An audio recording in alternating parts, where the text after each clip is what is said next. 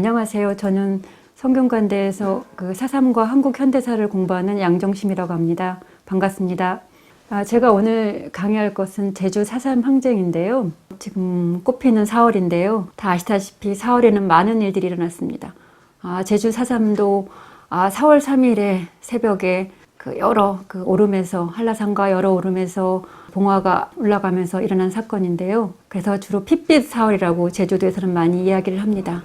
그런 4.3이 일어난 지 올해 69주년이 되었고 내년에 70주년을 맞이하고 있습니다. 그래서 제주 4.3과 관련된 시민단체 그리고 유족회를 중심으로 해서 전국적인 이 70주년을 맞이하면서 4.3을 또 다른 한 단계 더 추모하고 4.3을 기억하고자 하는 운동을 통해서 전국화를 시켜내면서 4.3이 보다 한 단계 과거 과거 청산 과정에서 일어난 여러 가지 사건들 중에서도 많이 지금 그 명예회복이 된 사건이긴 하지만 아직 가해자 처벌이나 혹은 피해자분들이 아직 배상을 받지 못하고 있습니다.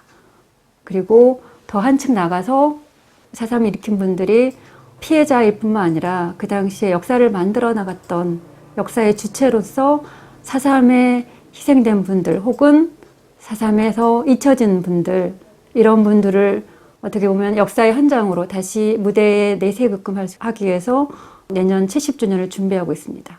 이런 상황에서 지난 이 4월 3일에 제주도에서 4.3을 추모하는 4.3 추념식이 있었습니다. 지난 2015년에 국가 추념일로 지정이 되었지만 아직까지 4.3이 어떻게 보면 제주도만의 4.3으로 머무르는 이런 상황에 놓여 있습니다. 전국적으로 추념식이 방송이 되긴 하지만 5.18이나 혹은 다른 사건들에 비해서 4.3에 대한 사람들의 관심이나 기억이 아직까지는 많이 부족한 것 같습니다. 그런 속에서 내년 70주년을 준비하면서 다시 한번 4.3을 돌아보고자 합니다. 제주 4.3은 항쟁과 학살의 두 가지 측면이 있습니다. 그래서 4.3에 있어서 4.3의 정명이 무엇일까? 4.3의 바른 이름이 무엇일까? 이러한 논쟁이 굉장히 많습니다.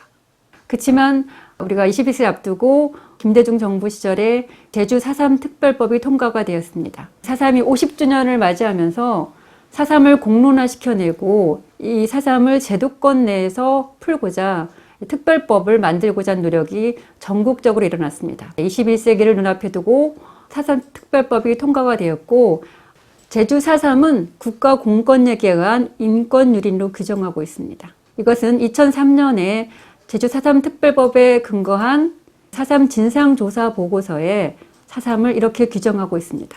공식적으로 4.3이 이제는 국가 공권력에 의한 인권유린으로 공식 역사가 바뀌기 시작을 합니다.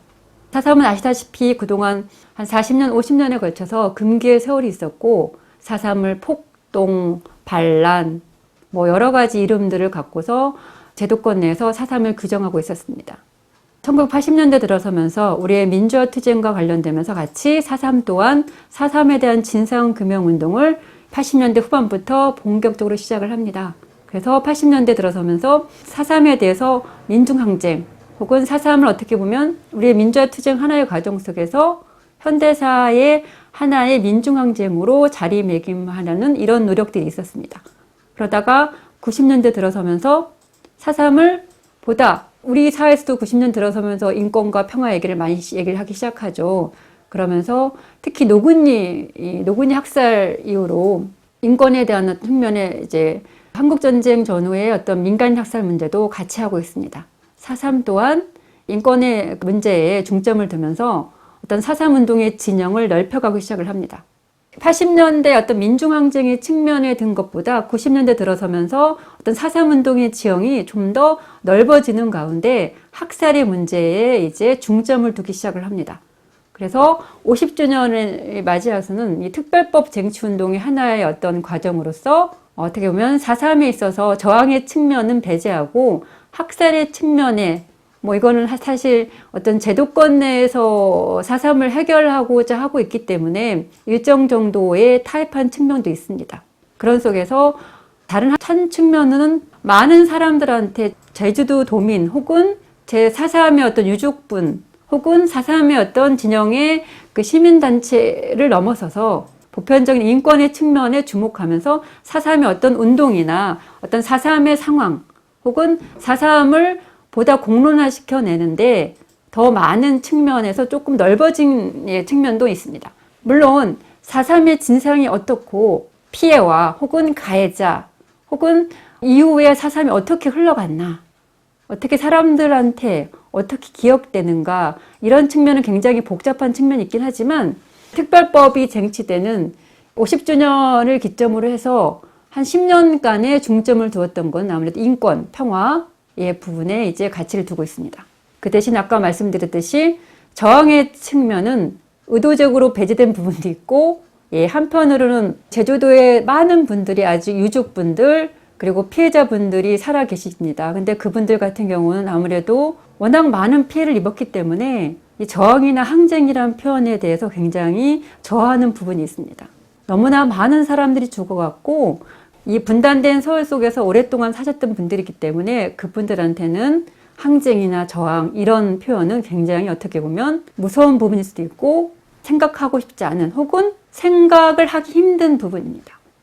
이 우리가 90년도 후반부터 이 특별법을 통해서 공론화되기 시작했고 그 특별법에 근거해서 희생자의 측면, 특별법은 사실 피해자라는 표현을 쓰고 있지 않습니다. 4.3에서 피해를 입은 유족분이나 피해자들도 희생자라는 표현을 쓰고 있지 피해자라는 표현을 쓰고 있지 않습니다. 물론 이거는 우리 사회의 어떤 의식을 반영하는 부분인데요. 어떻게 보면 학살이라는 표현 자체보다도 희생이라는 표현을 쓰고 있습니다. 그러면 본격적으로 제가 이제 4.3이 어떻게 시작이 되고 4.3이 배경이 어떻고 4.3이 어떻게 전개되었으며 그리고 4.3이 끝나고 나서 4.3의 어떤 기억을 되살리게 한 여러 가지 노력들이 어떻게 되었는지 지금 시작해 보겠습니다. 우선 제주 4.3의 배경과 원인으로는 크게 이제 세 가지를 들 수 있습니다. 배경으로는 우리가 다 알다시피 그 해방이 되고 나서 어떻게 이 자주적인 독립국가를 세울 것인가, 이러한 논의와 노력들이 제주도에서도 전국적인 상황과 맞물려서 아주 거대하게 아주 열정적으로 일어납니다. 그래서 해방 직후에 제주도도 건국준비위원회가 만들어지고 인민위원회가 이후로 만들어지면서 이들을 중심으로 해서 새로운 세상, 조금 더 나은 세상, 조금 더 많은 사람들이 그 일제강점기나 그 이전과는 다른 삶, 지금 같으면 유토피아적인 어떤 모습이 있을지 몰라도 조금 더 나은 삶, 예를 들어서 우리가 해방전국에서 인민위원회가 얘기했던 그 소작에서 얘기했던 3대7, 이게 그때만 해도 뭐 이 무상물수 무산분배도 아니죠. 오로지 3대7, 7을 갖고 오는 것도 굉장히 많은 지지를 받았듯이 제주도에서도 인민위원회를 중심으로 해서 새로운 어떤 국가를 수립하는데 새로운 사회를 조금 더, 지금보다는 조금 더 나은 사회, 이러한 모습들이 열정적으로 일어납니다. 그리고 또 하나는 제주도는 아무래도 육지와는 다른 물리력으로 있어서 제주도가 떨어져 있기 때문에 미군정에 의한 인민의 탄압이 훨씬 더 늦게 시작이 됩니다. 1946년 10월 항쟁을 기점으로 해서 1년 더 걸친 인민위원회 세력들을 분쇄하기 위한 억압하는 이 미군정의 정책들이 1940년 그 10월 항쟁을 기점으로 해서 많은 부분 그들의 목적을 달성하죠. 하지만 제주도는 섬이고 아직까지는 멀리 떨어진 물리력들이 멀리 떨어져 있기 때문에 47년까지만 하더라도 제주도는 미군정 복고세에 따르면 그런 표현이 있습니다. 1945년과 46년에 제주도는 인민위원회 통제하에 있었다고 할 정도로 아직까지도 인민위 활동이 굉장히 두드러진 지역입니다. 물론 여기에는 그 육지와 떨어진 물리력, 경찰의 물리력이 떨어져 있고 미군정의 물리력이 떨어져 있는 이런 요인도 작용하지만 한편으로는 제주도는 섬이라는 특수성 속에서 혈연적, 지연적 요인이 굉장히 강합니다. 그리고 그들이 한 마을 단위로, 마을 단위로 그 지역에서 공부를 많이 한 사람들이거나 그 지역에서 공부한 사람, 그 지역에서 어떤 명망이 높은 사람이 가진 어떻게 보면 사상을 혹은 집단을 지지하는 경우가 굉장히 많습니다. 우리 말에 똑똑한 사람, 그 사람이 하는 활동을 지지하고 그 사람이 하는 얘기를 더 많이 듣게 되는 그 당시에 마을의 상황들이 있습니다.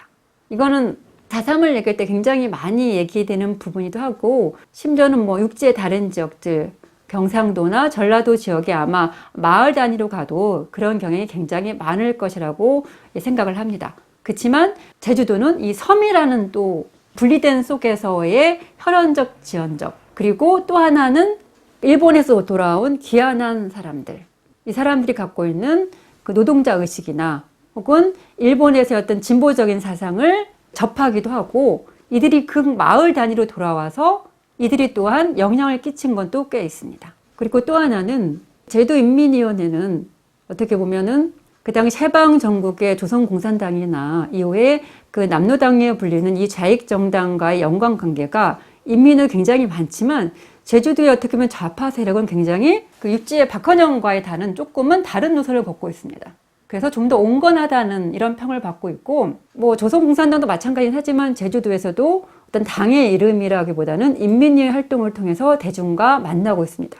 특히 그 인민위원회는 대중적인 활동을 통해서 특히 일상적인 사업, 교육 사업을 통해서 제주도민과 만나고 있고, 지금 같으면 뭐라고 해야 되나, 엔터프라이즈의 이런 약간 연예 사업 같은 체육대회도 하고, 심지어는 뭐 장기자랑 같은 비슷한 것도 하고 이러면서 마을 사람들과 일상의 어떤 생활들을 같이 가고자 합니다. 그리고 그 인민위원회 또한 토대가 되었던 것 중에 하나는 청년동맹입니다. 청년들이 아무래도 그 마을에 어떻게 보면 주된 활동력이기 때문에 청년동맹은 인민위원회의 주된 활동력을 합니다. 그리고 여성들도 마찬가지였어요. 부녀동맹도 어떤 그 단체로서는 늦게 만들어지지만 제주도의 많은 단체들, 인민위원회나 청년동맹이나 부녀동맹 같은 것도 육지의 어떤 중앙보다는 조금 늦게 만들어집니다. 왜냐하면 이거는 물리력으로 지금처럼 뭐 인터넷을 통해서, TV를 통해서 어떤 매체를 통해서 연락을 하는 게 아니라 꽤 많은 시간이 걸리기 때문에 제주도에서는 조금 더 늦게 만들어진 경향이 있습니다. 그 반대로 육지에서는 단체가 많이 변화하지만 제주도에서는 인민위 활동이 아주 그 온건한 어떤 인민위원회의 성격과 그 다음에 그 많은 제주 사람들이 그 어떻게 유일한 세력을 지지하고 있기 때문에 다른 지역보다는 이 인민위원회 세력들이 굉장히 오래 갑니다. 그래서 40년 말 47년이 돼서 육지의 많은 인민위원회 세력들이 없어지고 지하화돼도 여전히 제주도에서는 주요한 세력으로 남아 있습니다. 그리고 중앙에서는 1946년에 46년 초에 민전, 이 민주주의 민족전선이 만들어지지만 제주도는 1년이 지나고 나서 1947년이 되어야 만들어집니다. 왜냐하면 인민위원회 세력이 워낙 강성하기 때문에 이 민전으로 바꿀 이유가 없었던 거죠. 그만큼 제주도의 인민위원회는 어떻게 보면 제주도민의 46년 말까지, 47년까지 많은 지지를 받았던 거의 유일한 세력이라고 얘기할 수 있습니다. 그리고 이 인민위원회 세력은 좌파도 있지만 지역적으로 가면 우파 혹은 명망가들도 여기에 같이 많이 있습니다. 물론 인민위원회의 주된 세력들은 당연히 조선공산당의 역할이 큽니다.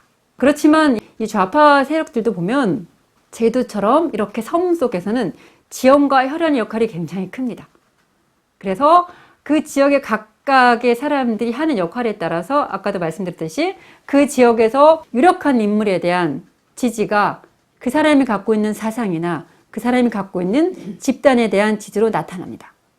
이런 것들이 인민위원회 아주 오랫동안 지속되었던 하나의 또한 주요한 요인이 되고 있습니다. 그렇지만 1947년이 되면 제주도의 상황은 아주 달라집니다. 46년의 10월 항쟁 속에서 육지의 인민위원회를 분쇄한 이제 미군정이 하나 남은 이 제주도로 눈을 돌리기 시작을 합니다. 이런 와중에 이제 일어난 사건이 올해 70주년이 되는 3.1 사건입니다. 1947년 3월 1일에 일어난 제28주년 3.1절을 기념하기 위해서 모인 대회죠. 전국 각지에서 뭐 지금처럼 3.1절을 기념하기 위한 대회이지만 이 당시의 대회는 뭡니까? 전국적으로 불법화되기 시작합니다. 미군정이 밖의 집회를 지금 금지시키면서 이 당시 47년은 이제 미소공동위원회가 깨져나가기 시작한 때고, 거의 미소공동위원회가 지금 막을 내리고 미국과 소련이 이 모스크바 3상 회의의 어떤 합의를 지금 깨져나가고 있는 상황이기 때문에 47년 3월 1일에 이 집회는 굉장히 전국 각지에서 의미가 있습니다. 근데 제주도에서는 엄청 많은, 아주 많은 사람들이 모였다는 거죠. 그 당시 제주 인구가 27만, 28만, 30만이 되지 않습니다.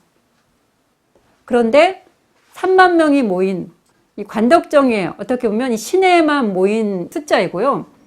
제주도 외, 제주시, 지금 시내가 아니라 각각의 지역으로 가면 훨씬 더 많은 사람들이 모여서 이 3.1절 기념 시위를 합니다.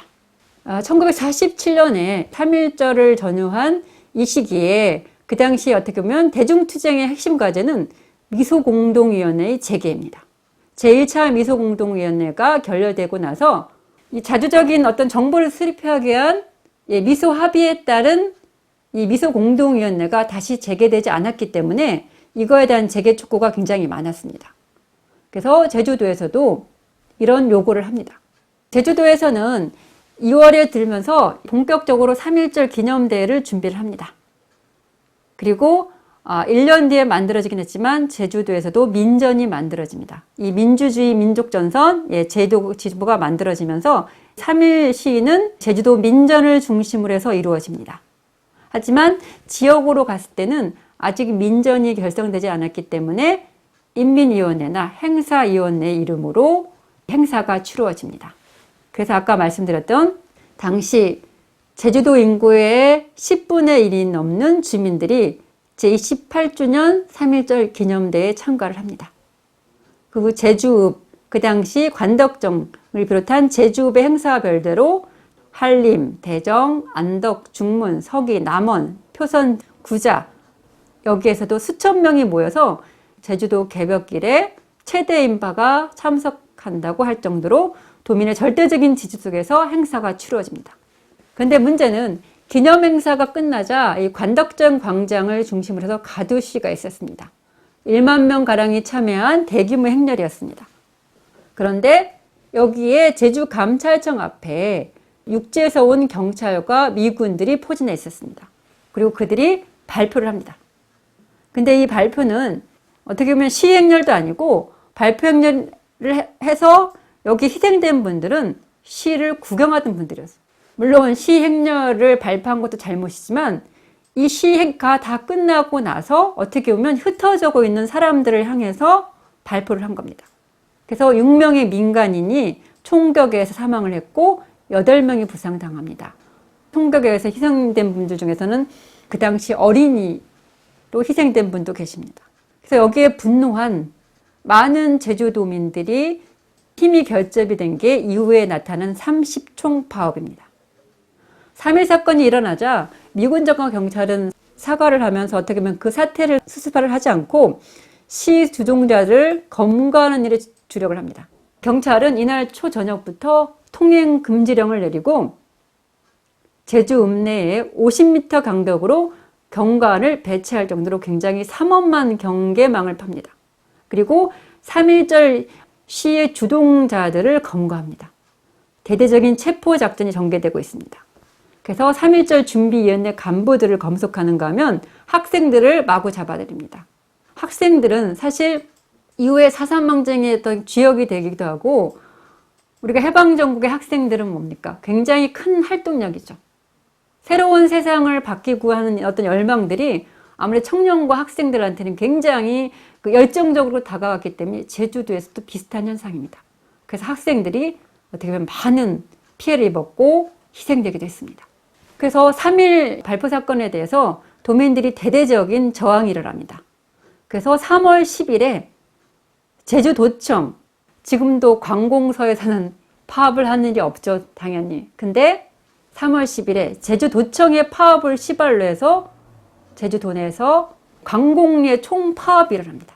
관공서는 물론 은행, 회사, 학교, 통신기관 등 156개 단체 직원들이 파업에 들어갑니다.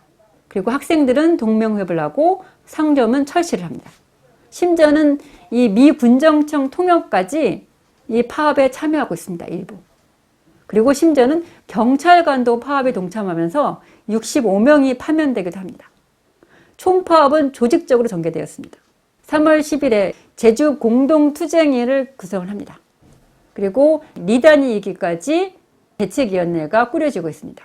투쟁 대책위원회는 뒤에 보면 어떻게 보면 남로당, 제주도당의 조직적인 어떤 지원도 있습니다. 남로당은 1946년 말에 대중정당을 표방을 하지만 실제적으로는 대중정당을 하기 힘들죠.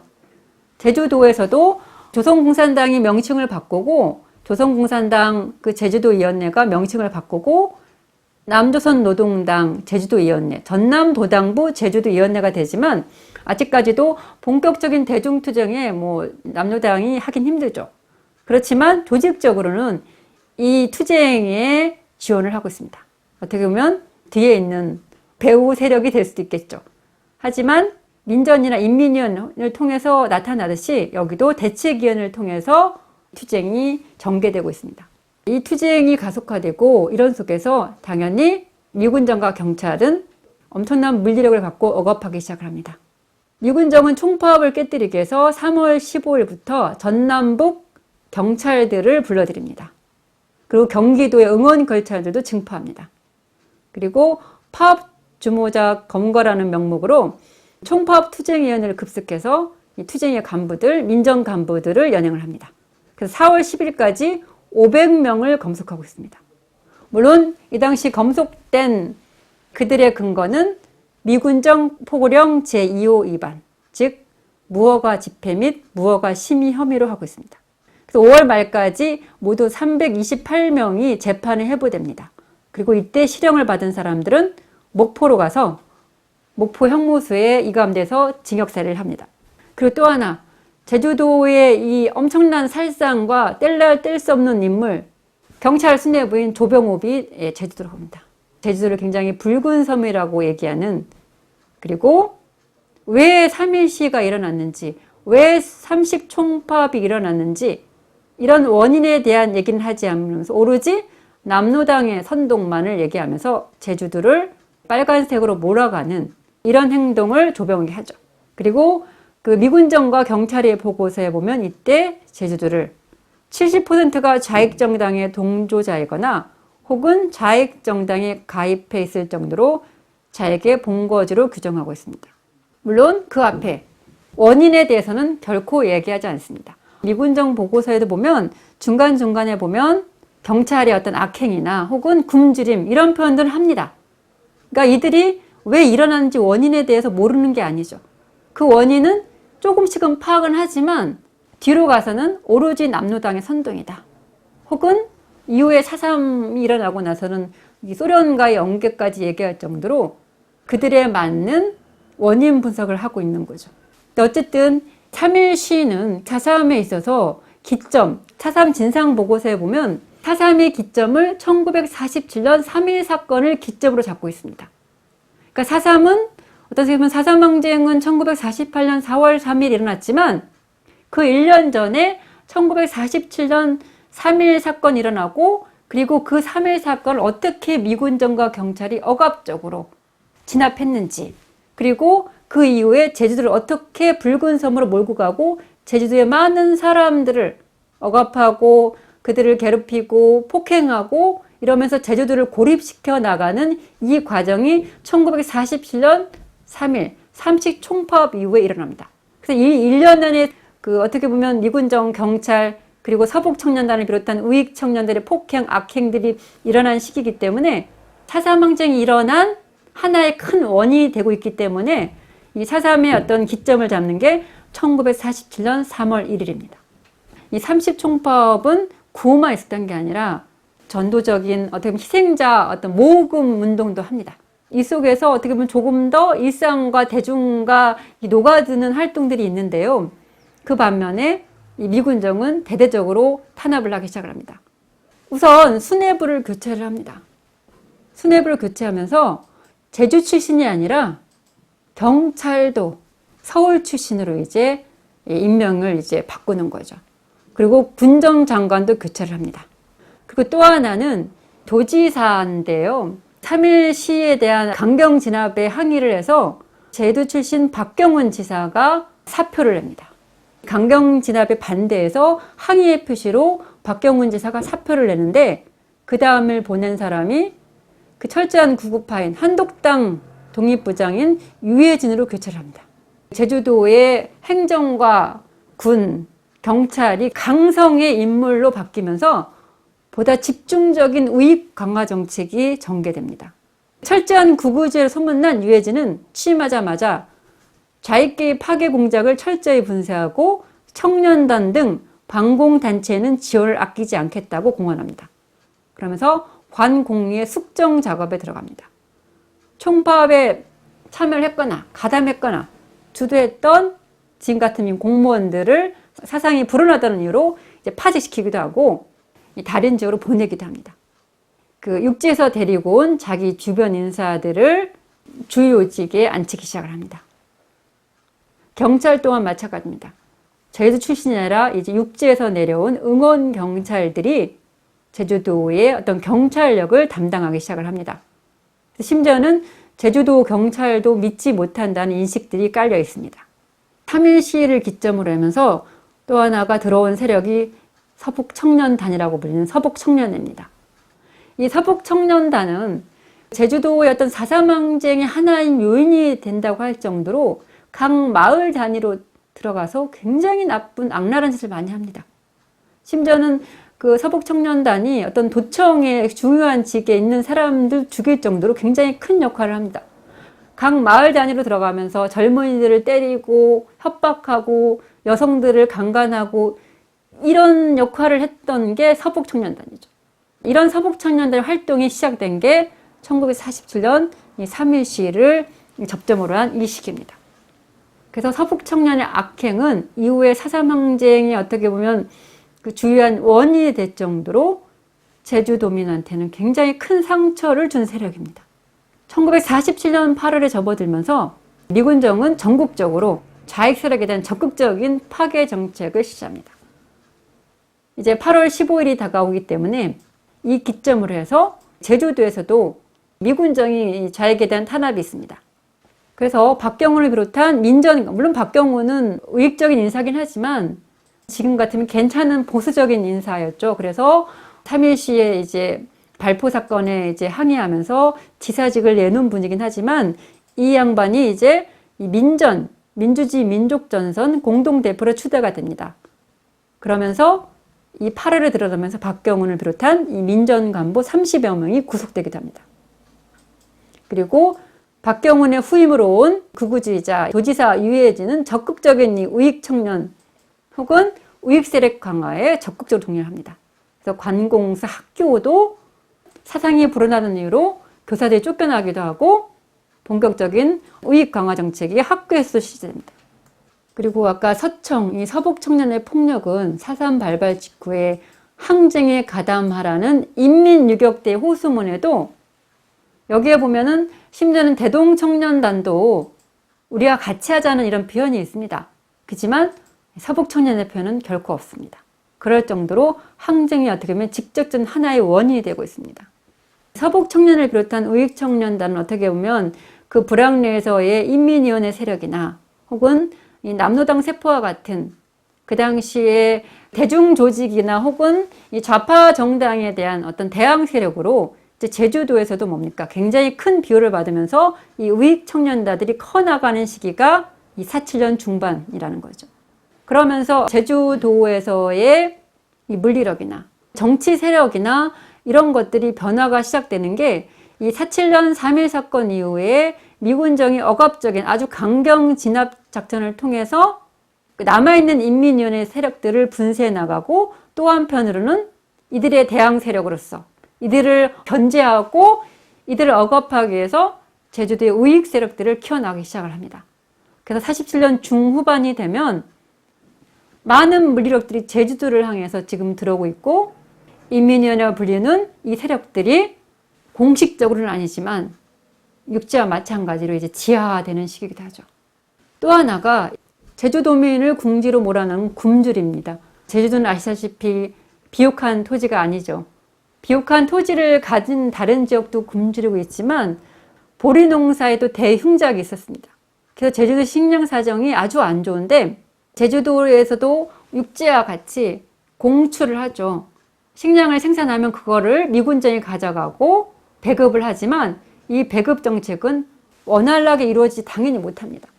중간 몰입애들이 가져가는 것도 있고 흉작기 속에서 많은 사람들이 굶주리지만 기본적으로는 미군정이 굉장히 이걸 방치한 게 굉장히 큽니다. 이 굶주림 또한 제주도민을 굉장히 궁지에 몰아넣고 있습니다. 그리고 또 하나가 제주도는 일제강점기 때 일본에 많이 가 있었기 때문에 이들이 보내온 물자를 통해서 제주도의 경제활동이 돌아가는 측면이 있었습니다.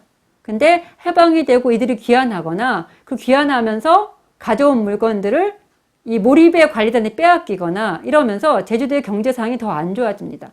일본에서 귀환한 사람들이 6만 명에 이른다고 얘기할 정도로 경제적인 의존도가 있는데 이들이 귀환하면서 혹은 미군정이 그들이 가져온 물건을 뺐거나 혹은 이 일본과의 교역을 불법화 시켜내면서 굉장히 제주도의 경제 상황이 어려워진 부분도 있습니다.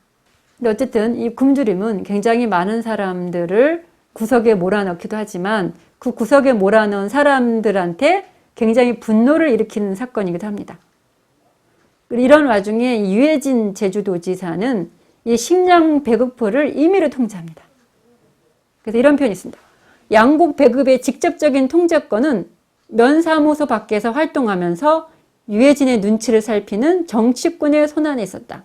이에 반해서 추곡 수집은 전량이 이루어지고 있습니다. 1946년에 제주도의 추곡 수매율은 0.1%를 기록하고 있어요. 철저한 저항이 있었는데 이에 반해서 1947년에 추곡 수집은 할당량을 넘어서 거의 전량이 거두어지고 있습니다. 그래서 더더욱 제주도민이 굶주리고 있습니다.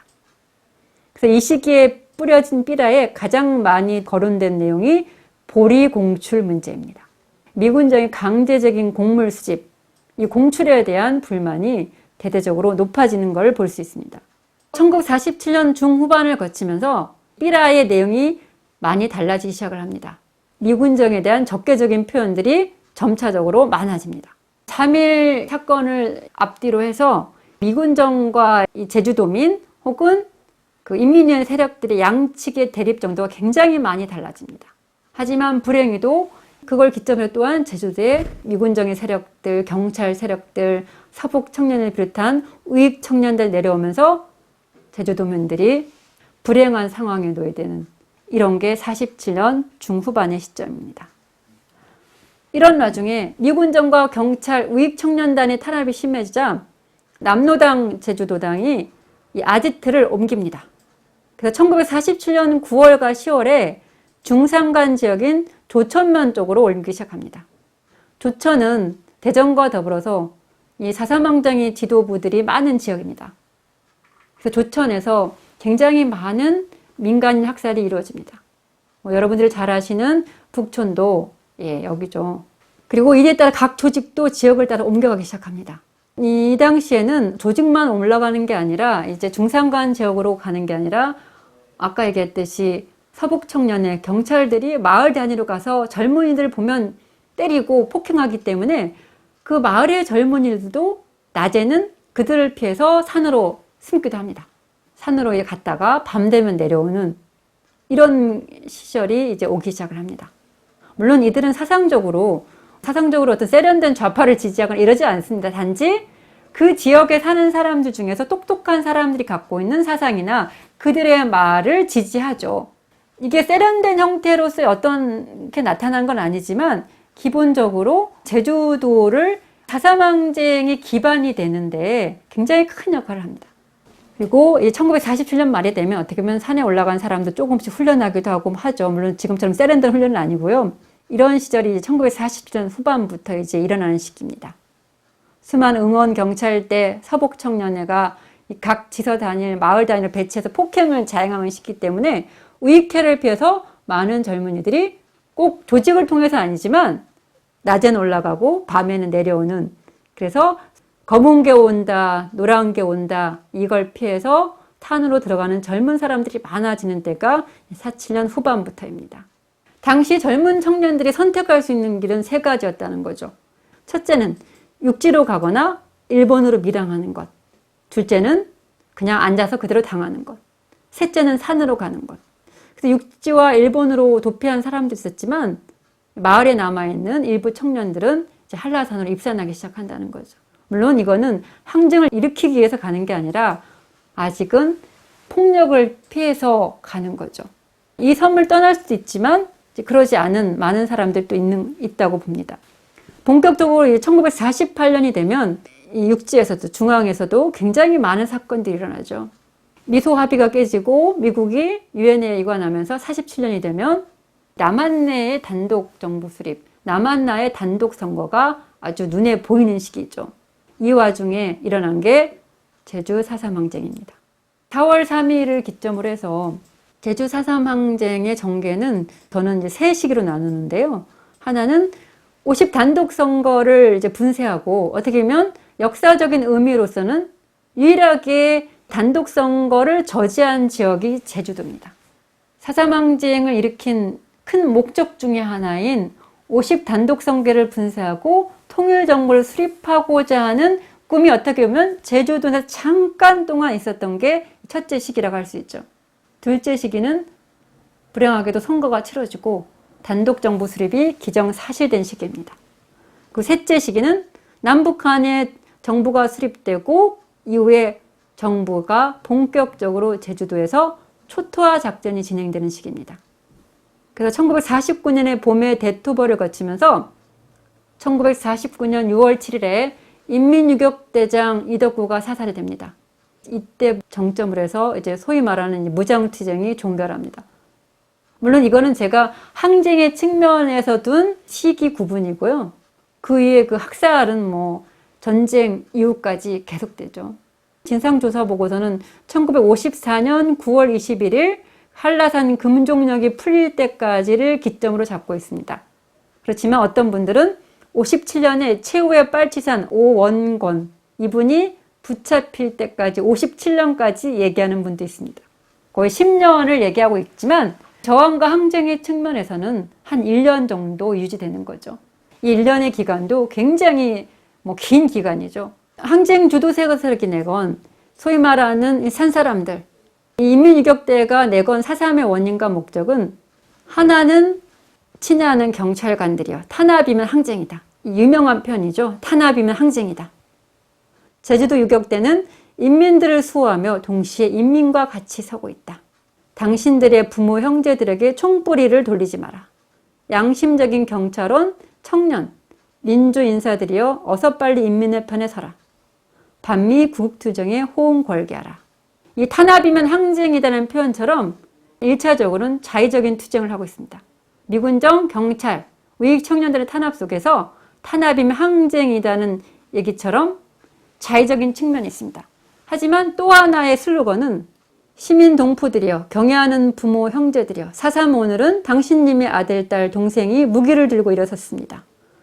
매국 단선 단정을 반대하고 조국의 통일 독립과 완전한 민족 해방을 위하여 당신들의 고난과 불행을 강요하는 미제 식인종과 주구들의 학살 만행을 제거하기 위하여 우리 함께 조국과 인민이 부르는 길에 걸게하여 하겠습니다.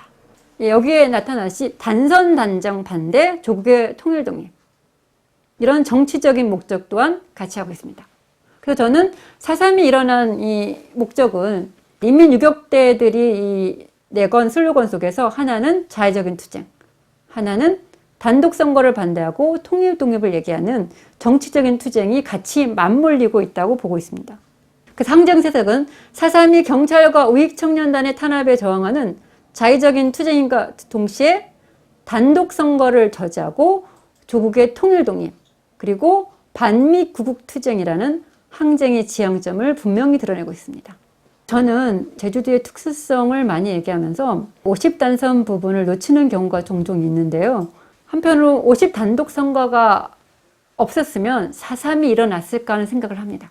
왜냐하면 50 단독 선거 저지 투쟁은 4.3을 일으킨 항쟁 세력의 주요한 목적입니다.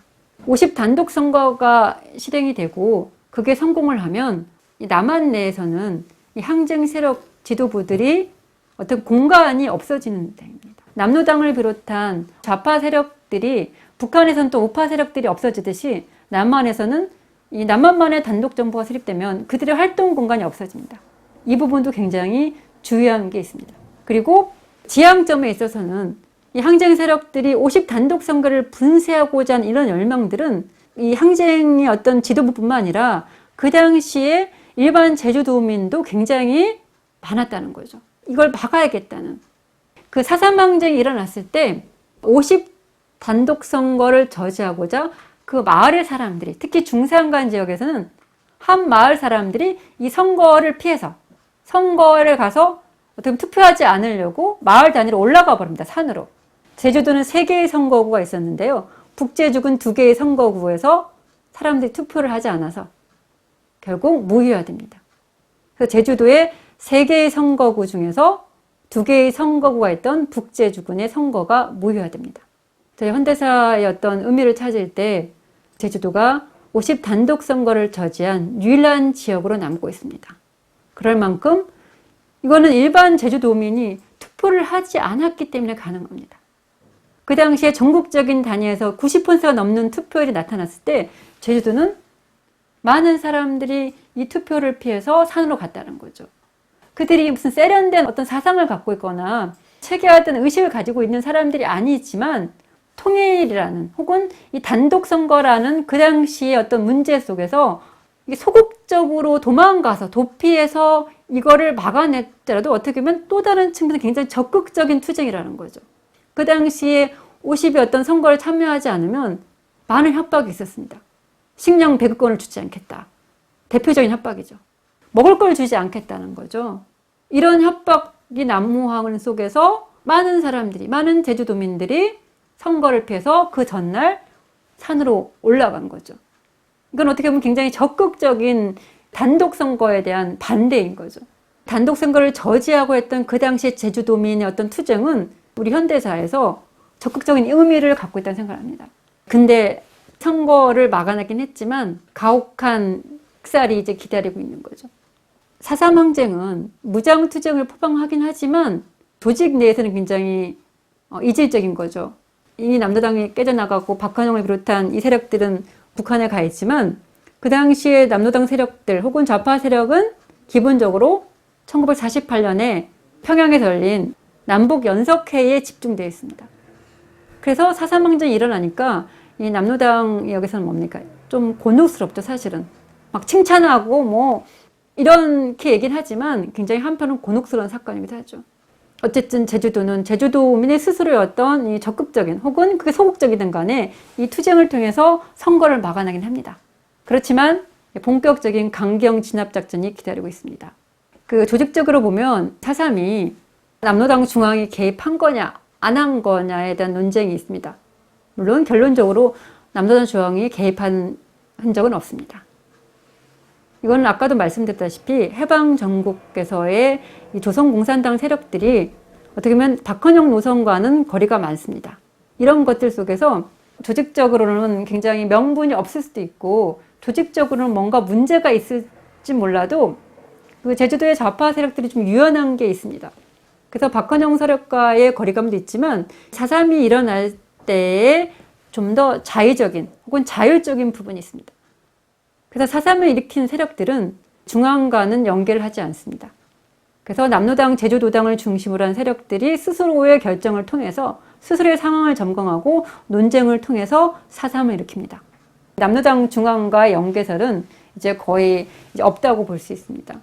그 대신 문제도 있는 거죠. 왜냐하면 아무의 도움도 받지 못한 채, 누구의 도움도 받지 못한 채 제주도에서 이 섬이라는 공간 속에서 이런 이 투쟁을 일으켰기 때문에 제주도당도 여러 가지 논쟁을 합니다. 그렇지만 남로당, 제주도를 비롯한 이 젊은 세력들이 극으로 몰렸기 때문에 아주 극한 상황이면 어떻게 보면 굉장히 강경한 사람들이 말이 이제 통하는 거죠. 이미 뭐 1년에 걸친 많은 억압적인 강경적인 이 정책이 있고 폭행이 있고 폭력이 있고 그리고 또 하나는 정치적으로 지금 50 단독 선거가 오고 있기 때문에 이거를 막기 위한 투쟁을 일으켜야 된다. 이거를 넘어설 명분이 없는 거죠. 그래서 결국 이 4.3 항쟁을 일으킵니다. 그래서 4월 3일 새벽 2시에 한라산을 비롯한 각지 오름들에서 봉화가 올라가는 거죠. 그 50 단독 선거를 분쇄한 제주도민의 저항의 역사는 이제 슬프게도 학살의 역사를 맞이하게 됩니다. 정부가 수립되고 나서 1948년 10월 하순부터 1949년 3월까지 군경토벌대 초토화 작전이 집중됩니다. 특히 이 여순항쟁을 진압하고 나서 더더욱 많은 물리력들이 제도로 갑니다. 이미 그 전부터 10월에 들어서면서 본격적으로 이 초토화 작전이 구체화됩니다. 그래서 제주 경비사령부를 창설을 하고 국방경비대 제9연대장 송유창 소령의 그 유명한 포고문이 10월 17일, 1948년 10월 17일에 포고문이 발표됩니다. 10월 이후 해안선으로부터 5km 이외의 내륙 지역에 대한 무허가 통행 금지를 선포합니다. 해안 지역에서 5km 안으로 들어간 중산간 지역이라고 불리는 지역에 대해서 통행 금지를 선포를 합니다. 즉 해변을 제외한 거의 모든 중산각 지역을 적성 지역으로 간주하고 있습니다. 10월 18일에 제주 해안을 봉쇄합니다. 빨갱이 사냥의 전위대를 자임하는 서북 청년의 단원들을 군경의 신분으로 초토화 작전에 투입하기 시작합니다. 그래서 본격적인 초토화 작전이 10월부터 그 다음에 봄까지 이루어집니다. 북촌 사건을 비롯해서 많은 집단 어떤 학살 사건이 일어난 것도 이 시기입니다. 겨울을 거치면서 봄에 군경 진압 작전이 본격적으로 이루어집니다. 이 초토화 작전은 전쟁을 거치면서 한국전쟁 시기에는 소위 예비검속의 이름으로 자행됩니다. 그래서 산업진압작전은 이 신현준 사령관을 중심으로 한 전쟁 시기엔 해병대를 중심으로 이루어집니다. 그래서 해병대가 한국전쟁 당시 예비검속자 총살로 많은 제주도민을 학살을 합니다. 음력 7월 달에 일어난 그 예비검속, 소위 말하는 섣달 오름에서 일어난 대정읍 석달 오름에서 일어난 이 백조일손 지진 사건은 굉장히 유명하죠. 전쟁이 일어나서 예비검속으로 구금된, 예비검속의 이름으로 구금된 많은 사람들을 이 섣달 오름, 그 일제강점기의 탄약터죠. 이 구덩이에 몰아넣고서 죽음을 자행하는 그런 악랄한 행동들을 합니다. 그래서 학살은 사실 제주 4.3 사건 진상조사보고서, 이 특별법에 근거한 진상조사보고서에 따르면 이 학살의 책임은 80% 이상은 군경토벌대에 있다고 보고 있습니다. 물론 20% 가까운 숫자는 이 무장대, 인민유격대 혹은 그들의 동조한 세력들을 얘기를 하고 있습니다. 물론 20% 숫자도 중요합니다. 중요하지만 사실 이거는 지난 40년, 50년 동안 그 정부 측에서 꾸준히 얘기했던 겁니다. 물론 이것 또한 저희도 어떻게 반성을 해야 된다는 생각을 합니다. 그렇지만 또 다른 80% 숫자, 이 어마어마한 숫자에 대해서는 이 정부의 진상조사 보고서가 나오기 전까지는 철저히 제도권 내에서는 숨기고 있던 역사입니다. 도리어 제주 4.3을 금기시하고 제주 4.3에 대해서 얘기했던 사람들을 억압하는 시기가 1980년대까지 지속됩니다. 이 속에서 군경토벌대에 자행된 엄청난 학살들은 얘기되지 못했다는 거죠. 가해자라고 불리는 세력들은 어디까지 올라갈 것인가? 문건으로 된 직접적인 얘기들은 찾아보기 힘든 것도 있습니다. 하지만 우리가 상식적으로 봤을 때 이승만 정권의 책임은 뭐 말할 수가 없죠. 이렇게 중요한 사건이 일어났을 때 정부의 태도, 정부의 역할에 따라서 대규모의 희생을 막을 수 있는 역할들이 당연히 정부가 가져야 되는 거죠. 그렇지만 정부가 스스로의 가해자 역할을 했던 게 제주 4.3입니다. 토벌대와 유격대가 모두 가해자였지만 이 통계가 보여주듯이 상상도의 학살은 토벌대에서 저질러지고 있습니다. 그리고 희생자의 대부분은 민간인이었습니다. 희생자가 어떻게 보면 급증한 시점이 50단독 선거를 분쇄하거나 이런 시점이 아니라 유격대의 저항이 사그라들고 유격대가 도리어 밀려나고 이런 쪽에서 양측 간의 교전이 소강 상태에 이루어졌을 때, 이럴 때 더 많이 일어났다는 거죠. 그래서 마을의 집단 학살 혹은 민간 학살들이 꾸준히 전쟁을까지 엄청나게 많은 사람들이 죽어갑니다. 그리고 학살은 체계적이고 조직적으로 진행이 됩니다. 군사고문단의 자문이 있고 군, 경찰 그리고 우익청년단이 실행하는 일종의 공조체계입니다. 물론 군사고문단은 뒤에 있습니다. 미국은 항상 그렇듯이 그들의 손에 피를 묻히진 않습니다. 뒤에 있고 하지만 그들의 고문단의 이름으로 미군의 많은 보고서와 미군 보고서뿐만 아니라 그 당시에 이 주한 미 대사인 무초의 보고서 굉장히 많습니다. 4.3에 대한 미국의 보고서들은 아주 많습니다. 물론 여순 사건처럼 드러나는 부분이 조금 약하긴 합니다. 왜냐하면 여순 사건은 여순 항쟁은 이 육지에서 일어나고 또 정부가 수립되고 나서 그리고 군이 개입된 사건이기 때문에 미국의 시선은 4.3에 비해서 훨씬 여순에서 많이 가 있긴 합니다. 그렇지만 제주도에 대한 보고나 제주도에 대한 시선들은 우리가 상상할 수 없을 정도로 많이 있습니다. 그래서 미국의 책임 또한 분명히 있습니다. 물론 학살에는 당연히 원칙이 없습니다. 학살의 집행자들, 사병, 경찰, 우익 청년자들은 그 군의 어떤 조직의 규율이 결여되어 있습니다. 공사의 구분 없이 자신의 주어진 권력을 아주 행사하죠. 그래서 여성에 대한 강간, 뭐라고 설명할 수 없는 이유적인 폭력, 살해, 강간들이 무수하게 일어납니다. 어떻게 보면 인간이 그럴 수 있을까 하는, 어떻게 보면 폭력과 죽음을 장난으로 여기는 이런 일들이 4.3에 무수하게 일어납니다. 여성에 대한 강간, 대살, 성적인 폭력, 그리고 강제 결혼, 어린 나이, 노인에 이르기까지 이 폭력적인 살해 행정은 아주 많습니다. 반인도적인 범죄가 도처에서 일어나지만 중앙 권력의 직접적인 명령이라고만 할 수 없는 개인적인 심리, 파시즘이나 나치 얘기할 때도 많이 얘기하지만 제노사이드 부분에 나타나는 이 일반적인 사람들, 우리와 비슷한 평범한 사병들이, 평범한 경찰들이, 평범한 이웃 사람들의 우익 청년단들이 행한 행태들은 굉장히 반인도적입니다. 그래서 어떻게 보면 심리학적인 어떤 분석, 사회심리학인 이런 것들도 굉장히 필요합니다.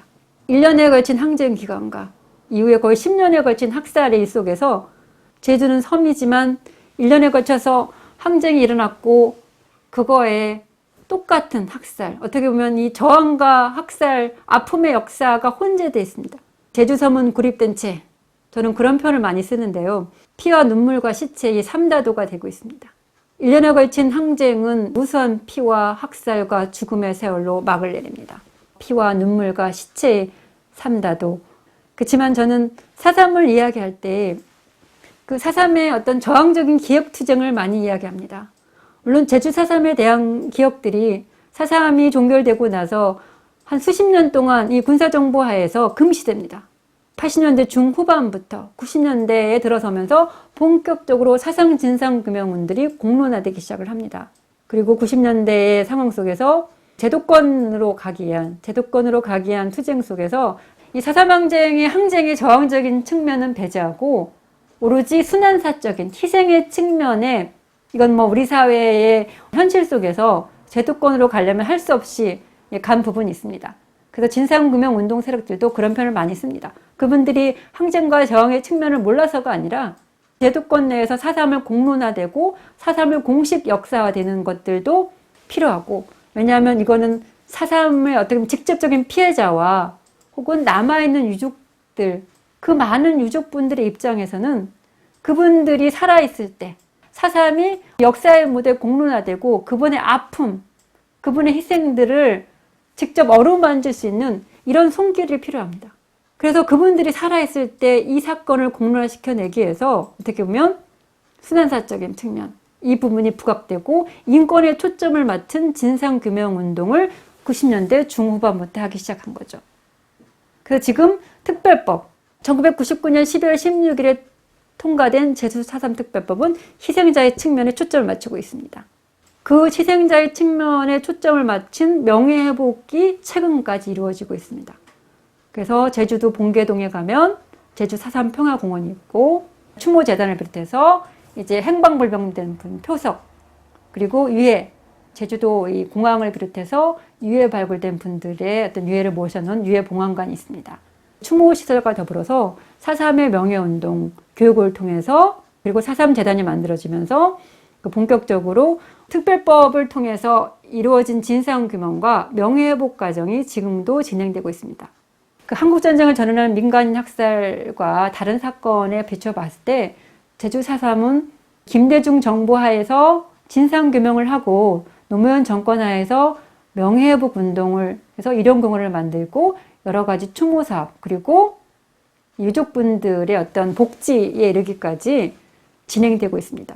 이런 표현이 좀 그렇지만 다른 사건에 비해서 운이 좋은 진상규명과 명예회복을 거쳤다고 얘기를 듣기도 합니다. 그렇지만 저항적인 측면, 항쟁의 역사는 많이 잊혀지고 있습니다. 그래서 내년이면 제주 4.3이 70주년을 맞습니다. 제주도의 4.3과 시민단체를 중심으로 해서 전국적인 단위의 범국민회 활동을 시작하고자 합니다.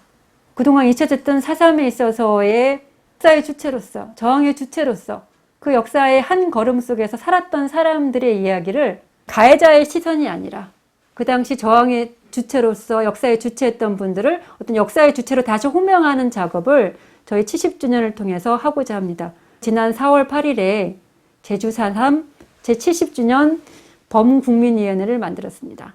그동안 희생자의 측면, 피해자의 측면 속에서 가해자에 대한 처벌이나 가해자들에 대한 책임, 그리고 피해자들의 배상 문제, 거기서 더 나아가 4.3의 어떤 슬픈 역사뿐만 아니라 4.3의 봄을 얘기할 수 있는, 4.3의 진정한 4월의 봄을 얘기할 수 있는 역사의 주체로서의 4.3을 다시 돌보고 4.3을 통해서 어떤 과거사의 아픈 역사, 그리고 저항의 역사들을 같이 연대하고 지금의 여러 가지의 사회 문제와 같이 하기 위해서 70주년을 준비하는 모임을 꾸렸습니다.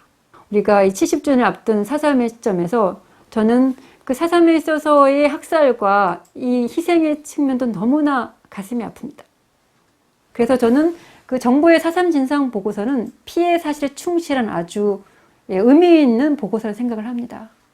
그 보고서 자체를 비판하는 게 아니라 또 다른 측면에서 우리가 역사적인 평가를 하는 데 있어서 이 저항의 측면, 순환이 아니라 50단독 선거를 저지하고 그 당시 역사 속에서 조금 더 나은 세상을 꿈꿨던 사람들이 가지고 있던 4.3 정신이 있습니다.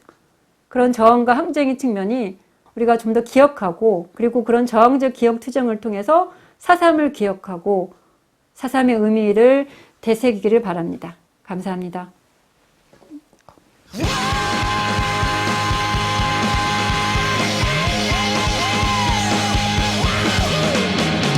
민중의 붉은 기는 전사의 시체를 감싸고 시체가 식어붙기 전에 널 쪼는 깃발을 물들